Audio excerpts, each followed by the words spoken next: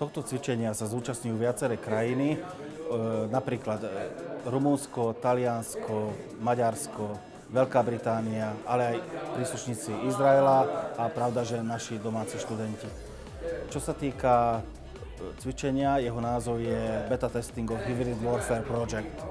Čiže je to beta testovanie samotného projektu o hybridných hrozbách. Presne z tohto beta testovania sa vlastne odvádza aj scenár celého cvičenia, čiže napríklad pokiaľ ide o poranenie nejakého dieťaťa, je treba vyčiniť sanitku, avšak zároveň je potreba evakuovať domov dôchodcov, kde sú imobilní pacienti. Obdobne môže byť napríklad evakuácia kostola, kde okrem ľudí je potrebné evakuovať aj sakrálne predmety vysokej ceny alebo hodnoty.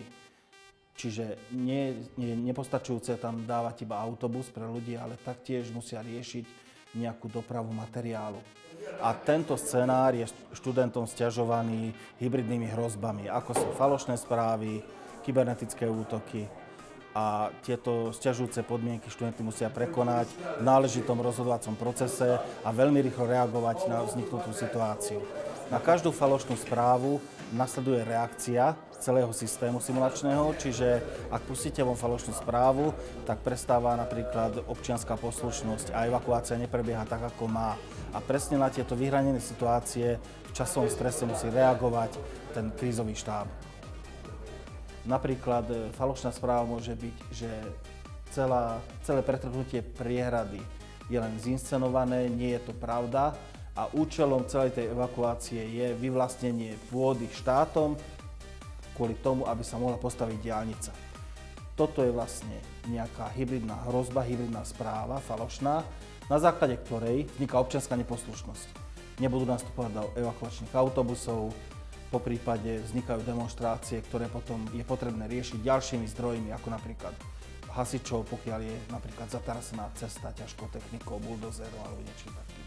Čiže toto všetko, tieto miniscenáre, ktoré im dávame, musia títo účastníci riešiť hneď naživo a priamo. Celý príbeh a celá krízová situácia je zasadená do imaginárneho mesta, ktoré je pravda, že malo ale reálne podklady. A my sme toto mesto, ktoré sa volá Modrý, vytvorili spojením dvoch obcí, Ilanovo a Ploštín. Tieto dve obce sme spojili do jedného mapového podkladu, vytvorili jednu veľkú obec, doplnili o ďalšie objekty, ako je napríklad celulózka alebo vojenský výrobný podnik, poprípade zimný štadión.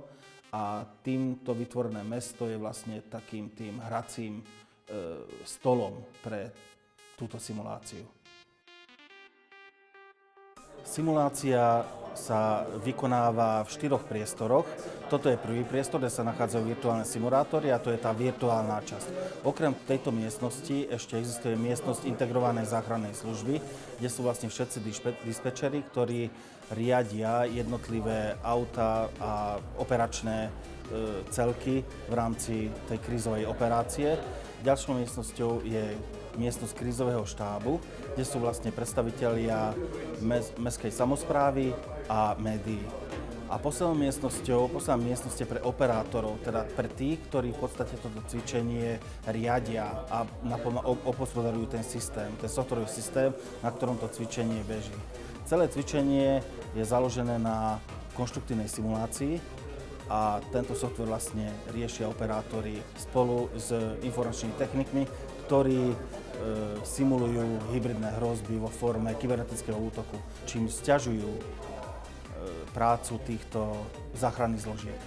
Celá simulácia je súčasťou väčšieho projektu, ktorý sa volá Hybrid Warfare Project a tento projekt sa zaoberá hybridnými hrozbami a jeho výsledkom je v podstate jeden masívny otvorený online kurz, ktorého moduly môže využiť ktorákoľvek vzdelávacia inštitúcia, prípadne štátna inštitúcia.